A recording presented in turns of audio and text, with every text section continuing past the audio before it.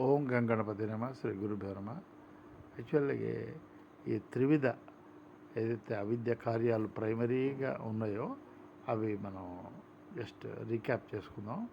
ఒకటి అస్థి, ఆ అస్థి ఏకం, అది చాలా ఇంపార్టెంట్. అస్థి ఏదైతే ఉందో స్థితి, సత్యం,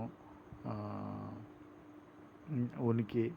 అయితే సత్ అన్న, స్థితి అన్న, అస్థి అన్న అన్నీ ఒకటే. అయితే అస్థి జ్ఞానం.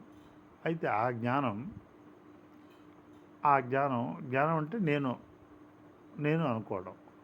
అయితే ఇప్పుడు ఇక్కడ భ్రమ ఏంటంటే నేనున్నాను అనుకోవడం.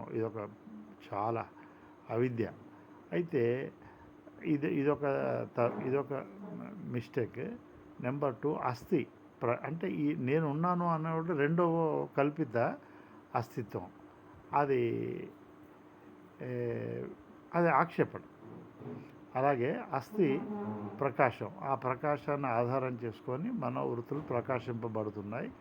అయితే ఆ ప్రకాశింపబడిన మనోవృత్తులు ఈ ప్రకాశం యొక్క అదే ఆభాస అంటే ప్రతిబింబాలు, అదే ఇంకోలాగా ఉండడం.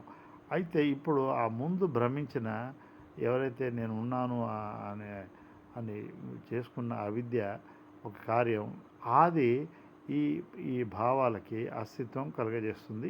ఇదం మనోభావాలు ఉన్నాయి అని. అయితే ఇది ఒక భ్రమ. ఫస్ట్ భ్రమను ఆధారం చేసుకొని ఈ రెండో కల్పితం భ్రమ వచ్చింది. అలాగే అస్థి అంతటా ఉన్న శక్తి బాహ్యంలో స్థూల భూతాలుగా వెష్టిలో శరీరంగా ఏర్పడింది. అయితే శక్తి యొక్క ప్రతిబింబాలే శరీరం, స్థూల పంచభూతాలు. అయితే ఆ భ్రమ మొదటి భ్రమించిన అతను ఎట్లాగైతే భావాలకు అస్తిత్వం కల్పించాడో, ఈ శరీరాలు పంచభూతాలకు కూడా ఒక అస్తిత్వం ఆపాదించాడు. అంటే ఇదం శరీరం, బాహ్యంలో భూతాలు అస్థి అని. అయితే ఈ అవిద్య ఇలా 3 స్థాయిల్లో వచ్చేసి వీటి సంపర్కం, వీటి సంయోగం, ఇవి చేసే కార్యకలాపాలే సంసారం. అది కల్పన, అది మనిషిని ఉక్కిరి చేస్తుంది. అంటే ఇదే పరిస్థితి దీనికి ఎగ్జాక్ట్లీ స్వప్నంలో జరుగుతుంది. స్వప్నం నుంచి మేల్కుంటేనే ఎట్లాగే దానికి సొల్యూషను. ఇప్పుడు కూడా విద్య వివేకంతో దీంతో మేల్కొన్నప్పుడే మనిషికి దాని నుంచి పరిష్కారం. హరి ఓం.